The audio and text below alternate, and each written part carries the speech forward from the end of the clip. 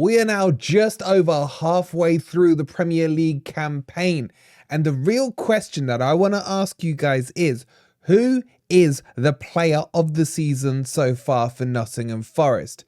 Welcome to the video.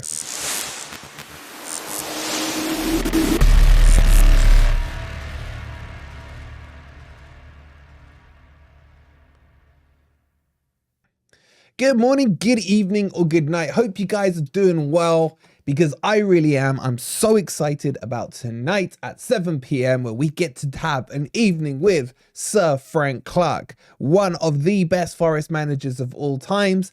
I can't wait to hear all his stories about his time as manager, his time as a player, what he thinks about this current team as well. Looking forward to it. Hope you guys will join us tonight at 7 p.m. Don't be late, because we're going to be starting on time, hopefully. And I want to say a massive thank you to everyone who's downloaded Sofascore from our link. A couple of you guys have asked me, I can't scan the QR code. Can I just download it from the store? If you do that, then we don't get our cha-ching. But if you do want to do it just directly, because you don't want to do it with the QR code, the link's in the description and pinned to the comments. If you click on that, it will take you straight to your app store, be it the Google store or be it the Apple store, and then you can just download it from there. So thank you very much for supporting our channel. Remember, the app is completely free to download, and it's amazing. The amount of stats and comments you guys have left about things you found on there is amazing. Okay, let's kick this off. I'm going to do a 5-to-1 for my player of the season so far. We'll build this one up. And coming in at number 5 for me is, of course, Niakate. Now, I don't think he's had enough games. He's played 14 games, started 10, couple of injuries this season, and now away in AFCON.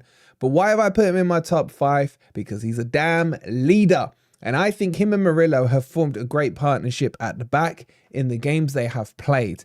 But he's also very physical and pacey and can move that ball forward. And I think we've missed him. I think even against Blackpool, we missed him, to be honest. There's a huge difference between him and Worrell and the relationship Worrell and Murillo had on the pitch. And let's not forget about his long-ass throw-ins, a huge weapon to Forest. Okay, we haven't utilised them so much this season, but it is what it is. He is prone to the odd mistake, but he doesn't do that many. I mean, the biggest ones I can think of was obviously the sending off against Brentford this season, but he's grown stronger and stronger as the season's gone on. And I'm just praying he comes back from AFCON in one piece. So for me, Niakate is number 5 on my list. Now, if we move on to number 4, maybe this surprises a few of you. Maybe you think he should be higher. Maybe you think he should be lower. Get your 1 to 5 list in the comments down below. I'm going with Murillo at number 4. Murillo has been sensational since he's joined Nottingham Forest, broke into the team very quickly, even under Steve Cooper, who likes to blood them in before they get into the first team. He only took a few games to make his debut. We all remember the great run that he did against Crystal Palace.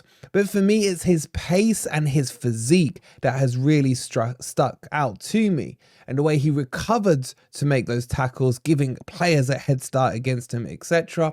And his passing range is probably, you could argue, the best in the team. Yes, he is prone to a lot of mistakes. Yes, aerially, he's not brilliant. But he is still very, very young and is only going to get better with time. And the fact that he's come from Brazil, doesn't speak the language, adapted straight into the Forest team in the most physical, demanding league in the world, as people keep telling me, I think that brings him a deserved spot at number 4. What do you guys think? Higher or lower? Let me know. Let's move on and let's talk about number 3. Now, if you'd asked me about him a month ago, he's probably going to be my number 1. But he's gone down a couple of notches on the ladder, and that is Mangala, for the simple reason that he hasn't played in the last few games. Now, I would argue that we've probably missed him, that he should have probably played against Blackpool the other week. But for me, Mangala has been the most consistent player in the Forest shirt. Tidy on the ball, doesn't make any mistakes, got a great goal, that world-class goal against Aston Villa this season, and is just Mr. Reliable, kind of playing that deeper role. Yes, I would like to see him making more progressive passes. They can sometimes be a bit sideways, but I just feel more comfortable when he's in the team.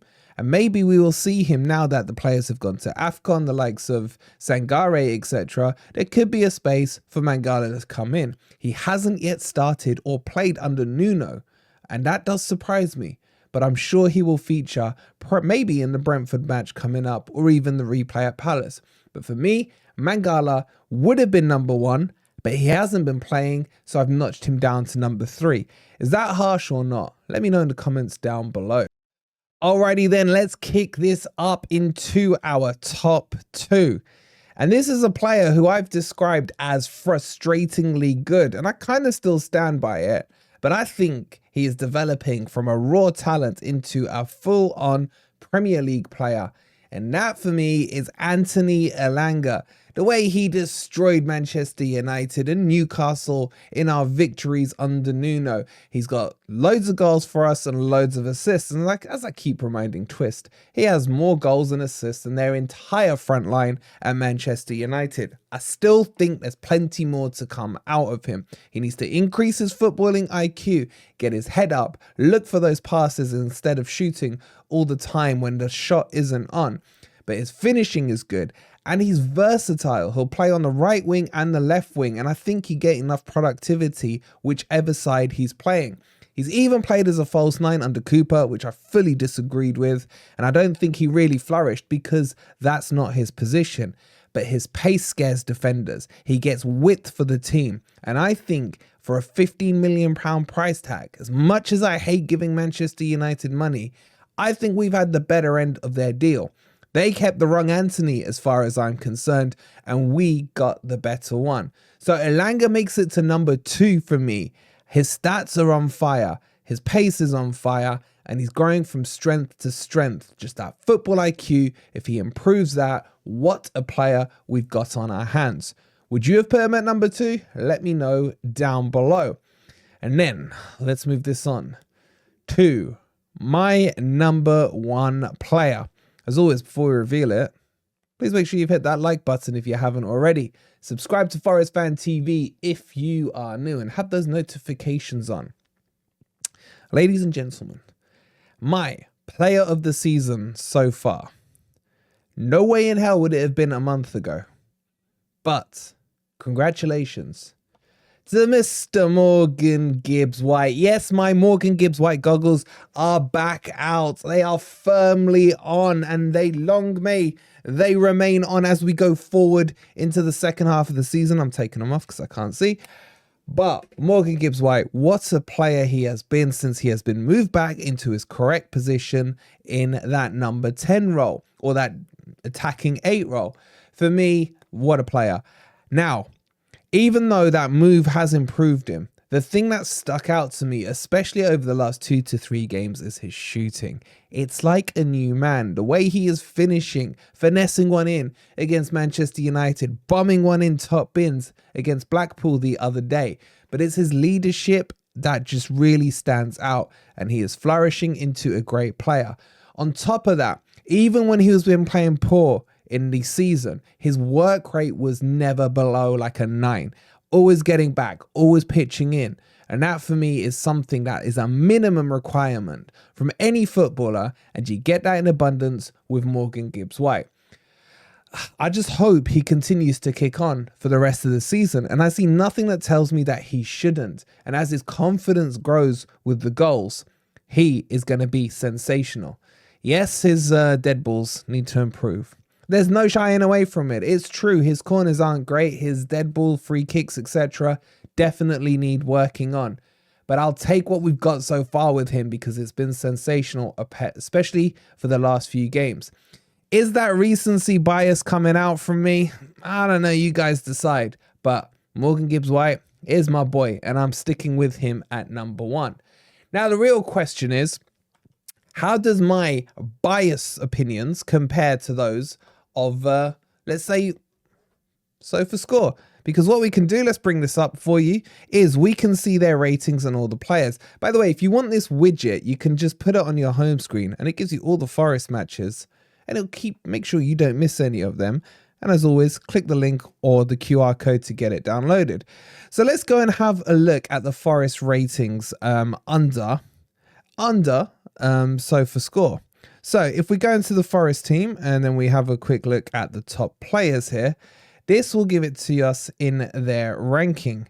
And if we go to the average rating here, we'll pop it all up. And they agree with my top two. Morgan Gibbs-White there with a 7.23 and Elangana with an average score rating of 7.07. Where my eyes have just fallen out of my head and my jaw has dropped is how the hell is Matt Turner rated number 3 with a 7.05 Sofascore? What have you done there? How have you got him there? And then Chris Wood with a 7.01. That's got to be because, yeah, if you look at it, it's the Newcastle and Bournemouth matches that have pushed him right up with a 9.5 and an 8.9. The rest of them are about a 6.5. I'd probably say some of those are a bit high as well. I would give an honourable mention to Dominguez. I did think about putting him in, but he hasn't played enough games. But you can see his rating is quite high at 6.98. And let's, shall we, for jokes and giggles, who's been our worst rated player? Check Quixote and then Danilo. And they've got Mangala really low there, 6.69. Not agreeing with some of those. What do you guys think? Is my top 5 more accurate, or would you agree with Sofascore? Let me know in the comments down below. And that brings us to a conclusion on our top 5. Please don't forget 7 o'clock tonight with Sir Frank Clark. I'm so looking forward to it, going all fanboy on him. If you haven't already, please don't forget to hit that like button. Subscribe to Forest Fan TV if you are new, and we'll see you at 7. Come on, you Reds.